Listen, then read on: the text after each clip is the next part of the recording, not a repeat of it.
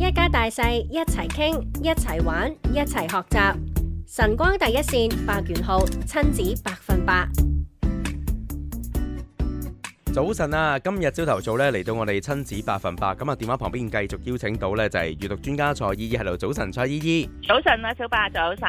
咁啊，我自己嘅小朋友咧都已經慢慢大個啦。咁但係回想翻起以前咧，佢哋都有經過可能3、4歲嘅時候啦，咁都會揾好多唔同嘅閱讀繪本俾佢哋嘅。咁原來咧係會揾閱讀繪本俾佢哋嘅時候咧，都諗翻起有好多唔同嘅叫做秘笈啊，唔係嗰啲繪本嘅秘笈，係揾繪本嘅方法。即係點樣適合佢哋啊？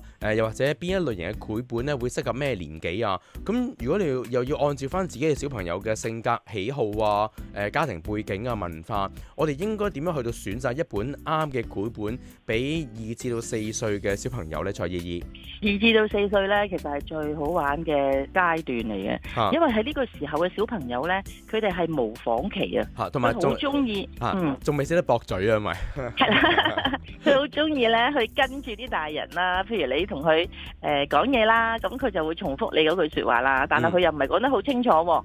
咁喺呢個時候呢，其實呢，我哋係選擇一啲好嘅繪本，同佢一齊親子共讀。嗱，嗰個親子呢，就唔係話淨係我係爸爸媽媽先有呢個責任噶喎。其實呢，公公婆婆、爺爺嫲嫲，所有佢身邊嘅大人啦、姨媽姑姐啊咁樣啦，只要呢，你有機會接觸到小朋友，嗰個小朋友呢，喺呢個時候呢，正值呢就係2至4歲呢個階段，咁你同佢玩啦，你同佢一齊去食嘢啊嘅時候呢，其實你都可以攞起一本書同佢睇嘅。咁係啦，咁問題就係啦，咁究竟揾咩書呢？佢又唔識字喎，咁樣。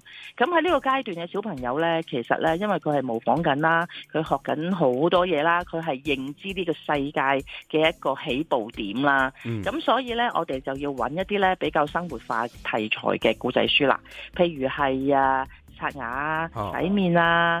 頭先你咪講嘅，我啲細路仔嘅喜好呢，我哋都要關注噶嘛。係男仔就好中意車啦，所有嘅交通工具咧，幾乎佢都中意啦。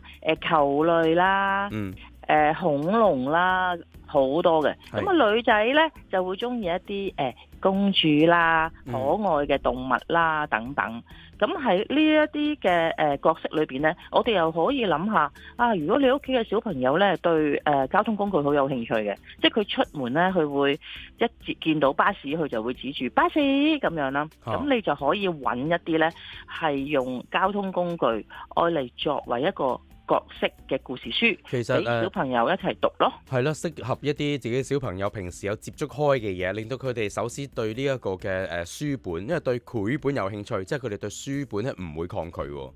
係啊，同埋咧嗱，重點咧嚟啦，家長咧就唔好貪心，喺呢個時候咧見佢開始學講嘢咧，就同佢講一啲好深奧嘅題材啊，即係例如話咩媽媽生你好辛苦啊，啱啱母親節過咗啦，咁啊又爸爸係超人啊咁樣，即係要喺呢個時候咧最緊要咧就教佢咧要孝順啊咁樣。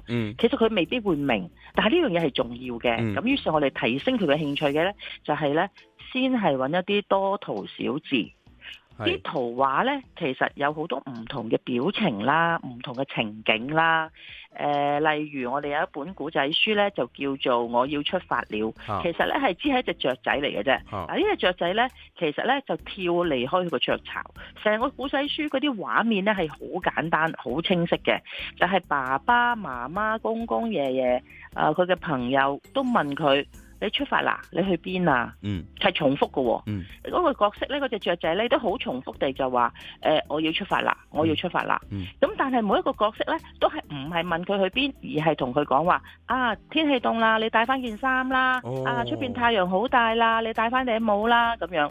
咁你每一頁呢，嗰個變化呢，就係隨住雀仔同埋媽媽同埋爸爸同埋爺爺同埋嫲嫲嗰種互動啊。嫲嫲，我要出發啦。咁嫲嫲就話帶個餅乾啦，肚餓就可以食啦咁樣。因應住唔同嘅環境啊，咁啊所講嘅説話亦都會不一樣。冇錯啦，咁所以其實咧，我哋見到啲小朋友咧一路睇呢本書咧，其實嗰個畫面咁簡單都好啦，佢哋係非常之專注嘅，因為佢哋知道咧呢一個人物咧嘅角色咧，其實佢同自己有關係，佢好代入到雀仔。咁但係呢個故事精彩嘅地方咧，去到差唔多完啦，咁佢咧就會話：哦，多謝你啊！咁因為本來佢乜嘢都冇噶嘛，點知佢就成個雀仔咧都會攞住好多爸爸媽媽俾佢嘅嘢啊，咁即係揸住好多嘢喺度進發。咁啊去啦，一路去咁啊停低咯，冇文字噶咯喎，喺呢個時候小朋友就會好緊要啦嚇，追蹤啦，究竟佢去邊呢？咁樣咁啊對到最後咧，原來呢一隻雀仔咧其實就係去廁所。咁所以嗰啲小朋友一睇咧就會哈哈大笑啦。咁嗱，呢一類嘅故事書好嘅地方喺邊度呢？就係原來咧我哋透過呢一本古仔書咧，係俾小朋友咧去感受得到，哦，我要出發去廁所都好啦，原來對佢嚟講都係好重要。佢要好有信心話俾佢嘅身邊嘅大人聽，我而家要去廁所啦。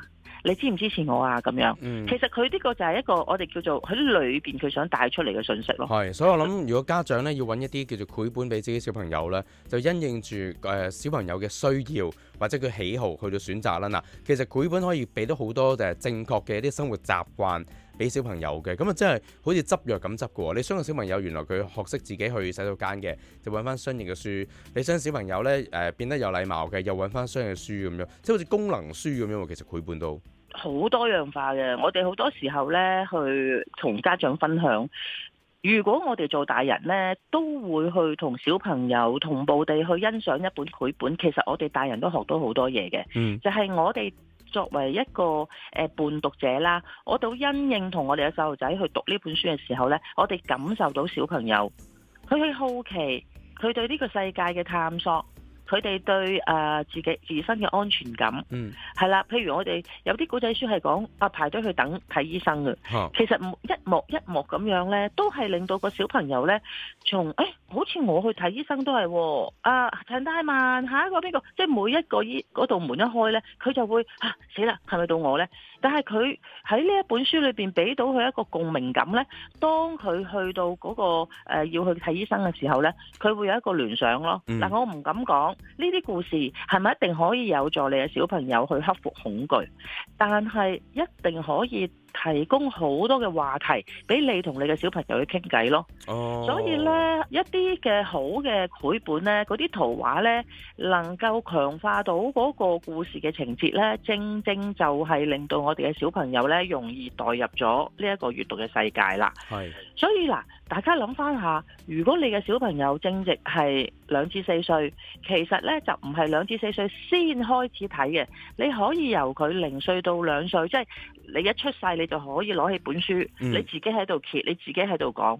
我哋做父母千祈唔好諗住佢明唔明㗎？其實佢真係唔明㗎。不過當你一路自己爸爸媽媽或者我哋大人越睇得多，我哋投入翻個細路仔，好似我哋重新做咗一個小朋友嘅時候呢，原來我哋都開心咗喎，因為我哋知道點樣同我哋嘅小朋友溝通，哪怕佢係未懂得去表達自己，佢都會有一個感覺就係，當佢真係想出發，佢會指住本書。所以咧，好多古仔書咧，其實都係令到我哋嘅小朋友咧感受到閱讀嘅快樂咯，同埋開心咯，同埋可以透過咧就閱讀啦，咁啊可以增進一家人嗰個感情。咁啊，千祈家長要記住一樣嘢，就唔好成日喺小朋友面前拎住部手機，因為佢哋係會學埋家長拎住部手機嘅。如果你第日喺度鬧個小朋友，做咩成日又攞住個電話？其實因為佢係啊，佢都係喺我哋身上面學翻嚟嘅，所以大家多啲閱讀，咁啊就唔好成日攞手機，亦都可以透過繪本呢，